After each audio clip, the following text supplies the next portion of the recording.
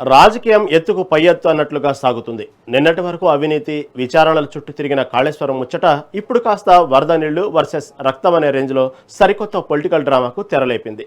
కరువు పరిస్థితుల నేపథ్యంలో కాళేశ్వరం పంప్ హౌస్ ద్వారా రైతులకు సాగునీరు అందించాలని ప్రతిపక్ష బీఆర్ఎస్ డిమాండ్ చేస్తుంటే టెక్నికల్ లోపాలను ఎత్తిచూపుతూ అధికార కాంగ్రెస్ కౌంటర్ ఇస్తుంది. ఈ క్రమంలో సీఎం రేవంత్ రెడ్డి చేసిన రక్తం కొవ్వు వ్యాఖ్యలు, దానికి రివర్స్గా బీఆర్ఎస్ చేపట్టిన రక్తదాన నిరసనలు రాష్ట్రంలో పొలిటికల్ హీట్ను ఒక్కసారిగా పీక్స్కు చేర్చాయి. అసలు ఈ రక్తం చుట్టూ తిరుగుతున్న ఈ పొలిటికల్ వారేంటి? కాళేశ్వరం స్టోరీ ఎక్కడ మొదలై ఎక్కడ కుంగింది?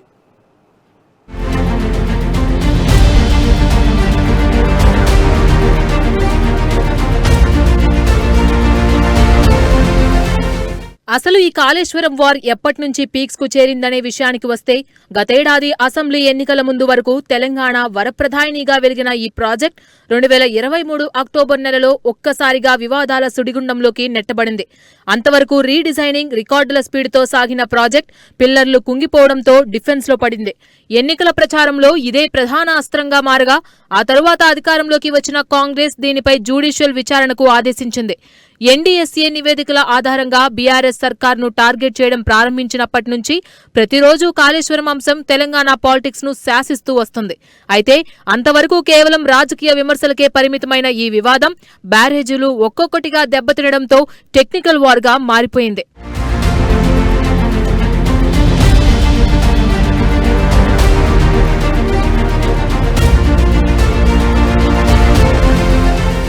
అవును, ఈ కాళేశ్వరం ప్రాజెక్టులో అసలు ఏ బ్యారేజీలు కుంగాయి, ఏ తేదీల్లో ఈ ఘోరం వెలుగు చూసింది అనే టెక్నికల్ డేటా పరిశీలిస్తే 2023 అక్టోబర్ 21న కాళేశ్వరం ప్రాజెక్టుకు గుండెకాయ లాంటి లక్ష్మీ బ్యారేజ్ అంటే మేడిగడ్డలోని 7వ బ్లాక్లో 15 నుండి 21 వరకు ఉన్న పిల్లర్లు భారీ శబ్దంతో కుంగాయి.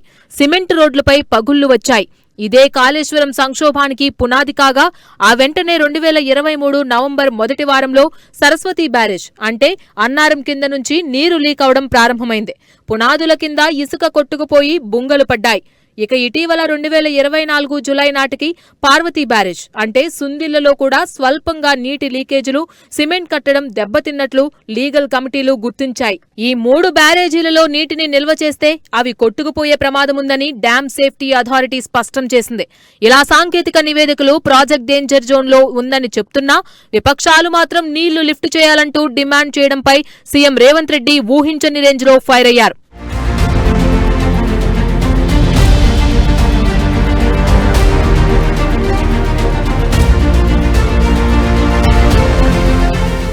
డ్యామ్ సేఫ్టీ నివేదికలు ప్రాజెక్టులో నీటిని నిల్వ చేయవద్దని స్పష్టం చేస్తున్నా, విపక్షాలు కేవలం రాజకీయ పబ్బం గడుపుకోవడానికే నీటిని లిఫ్ట్ చేయాలంటూ అబద్దాలు చెప్తున్నాయని సీఎం రేవంత్ రెడ్డి మండిపడ్డారు. రైతులకు నీళ్లు కావాలని రాజకీయం చేస్తున్న బీఆర్ఎస్ నేతలను కోసి వారి రక్తం, అహంకారం, కొవ్వును ఎండిపోతున్న చేన్లలో చల్లితే ఆ నెత్తుటితోనైనా రైతులకు పంటలు పండుతాయంటూ తీవ్ర వ్యాఖ్యలు చేశారు. ప్రాజెక్టుల వైఫల్యాలు, బీఆర్ఎస్ హయాంలో జరిగిన అవినీతిని తీవ్రమైన రాజకీయ ఉపమానం రూపంలో చెప్పాలని సీఎం ప్రయత్నించినప్పటికీ ఇలాంటి వారికి బెల్ట్ ట్రీట్మెంట్ అవసరమంటూ ఆయన చేసిన వ్యాఖ్యలు పొలిటికల్ సర్కిల్స్ లో పెద్ద దుమారమే రేపాయి. ముఖ్యమంత్రి నోటి నుంచి వచ్చిన ఈ నెత్తురు, కొవ్వు అనే పదాలను బీఆర్ఎస్ వదిలిపెట్టలేదు. రేవంత్ రెడ్డి వేసిన ఈ పొలిటికల్ అస్త్రాన్ని అంతే వేగంగా క్యాచ్ చేసి తిప్పికొట్టింది గులాబీ దళం. ఏమున్నది, వీళ్ళని కోసి రక్తం చల్లితే పంటల మీద అదే పండుతుంది. ఎందుకంటే వీళ్ళ బలుపు, కొవ్వు పంటలకు సరిపోద్ది. కరువు వచ్చింది, అందుకే 6 తడి పంటలు వేయండి అని చెప్పి 6 నెలల నుంచి మొత్తుకుంటున్నాం. దానికి తప్పులు పట్టిరు. నీళ్లకు ఆధారపడి నీళ్లను అధికంగా వాడే పంటల్ని వేయకండి అని ఎన్ని రోజుల నుంచి చెప్తున్నాం మేము. మీరు లేరా? కేసీఆర్, హరీష్ కు కాంట్రాక్ట్ ఇస్తాం, వాని గుర్పించమనుండ్రి. మంత్రాలు చేస్తారు, తంత్రాలు చేస్తారు, ఏం చేస్తారు చేయమనుండ్రి. మాంత్రికులే కదా వాళ్ళు, ఇద్దరు మామాళ్ళు. ఆయనకు ఈయనకు తెలివితేటలు ఎక్కువైనాయి. వీళ్ళిద్దరికి బెల్ట్ ట్రీట్మెంట్ ఇస్తే గానీ దారిలో పడరు. వాళ్ళిద్దరికి బెల్ట్ ట్రీట్మెంట్ అవసరం ఉన్నది, అబద్ధాలు చెప్తున్నారు కాబట్టి. నేను అందుకే చెప్తున్నాను, మీరు వెళ్ళి చూడండి, లేకపోతే నిపుణులు ఉంటే మీరు ఎవరైనా ఎంగేజ్ చేయండి, దాని ఫీజు రాష్ట్ర ప్రభుత్వం ఇస్తుంది. ముఖ్యమంత్రి రేవంత్ రెడ్డి చేసిన ఈ రకం వ్యాఖ్యలను బీఆర్ఎస్ పార్టీ వ్యూహాత్మకంగా తమకు అనుకూలంగా మార్చుకుని ప్రజాక్షేత్రంలోకి తీసుకువెళ్లింది. సీఎం వ్యాఖ్యలను తీవ్రంగా ఖండించిన BRS working president KTR, Telangana ఉద్యమ సమయంలో 1000 మంది బిడ్డలను బలి తీసుకున్న కాంగ్రెస్ రక్త పిశాచులకు ఇంకా రక్తం రుచి మరిగినట్లుంది అని మండిపడ్డారు.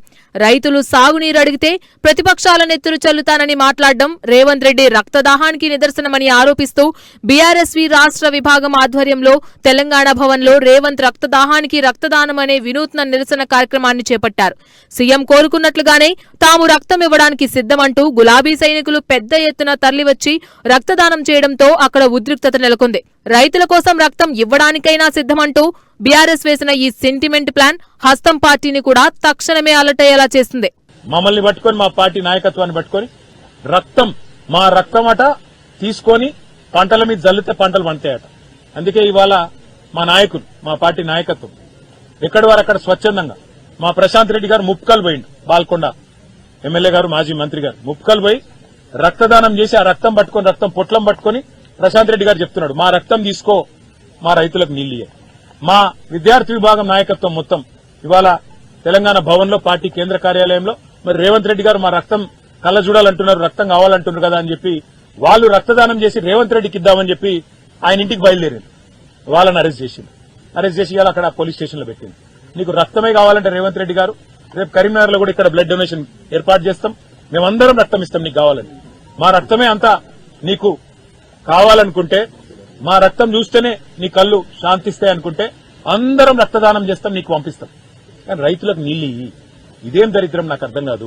నువ్వు రాష్ట్ర ముఖ్యమంత్రిలాగా ఆలోచించకుండా చిల్లర మాటలు, తెల్లారు లేస్తే బూతులు, ఇవి తప్ప ఇంకోటి నీకు వస్తలేదు.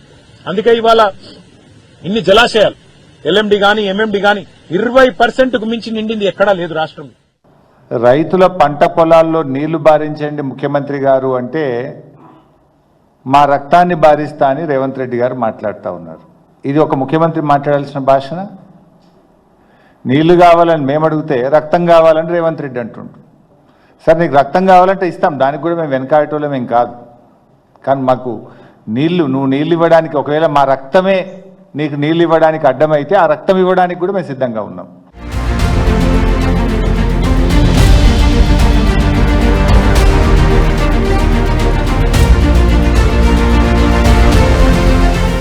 ఈ రక్తదానం వివాదంపై పొలిటికల్ సర్కిల్స్ లో ఆసక్తికరమైన చర్చ నడిచింది. సాగునీరు అడిగినందుకు రక్తం అడుగుతున్నారనే యాంగిల్ ను హైలైట్ చేస్తూనే తాము ప్రాణాలు ఇచ్చైనా రైతులకు అండగా ఉంటామనే లీగల్ మైలేజ్ ను బీఆర్ఎస్ సొంతం చేసుకునే ప్లాన్ చేసుకుంది.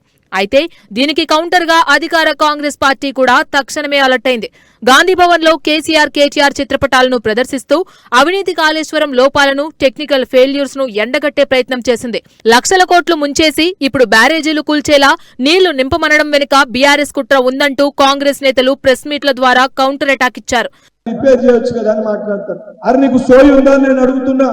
ఈ రోజు నువ్వు ఉండే ఇంట్లో నీ మెయిన్ పిల్లర్ కి పర్రవాస్తే ఇంట్లోకి వెళ్ళి బయటికి పోతావా, లేదా మేస్త్రిని పిలుచుకొని ప్లాస్టింగ్ చేసి అదే ఇంట్లో ఉంటావా? నీ కుటుంబ సభ్యులు ఉండాల్సిన ఇంట్లో పిల్లర్లు వీక్ గా, బేస్మెంట్ వీక్ ఉందని చెప్పి తెలిస్తే ఆ ఇంట్లో నువ్వు నివసిస్తావా?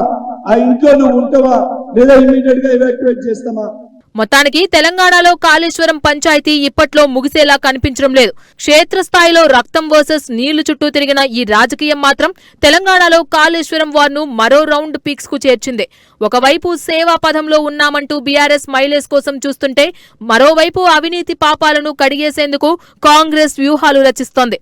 మరి ఈ పొలిటికల్ డ్రామా ముందు ఎలాంటి మలుపులు తిరుగుతుందో చూడాలి.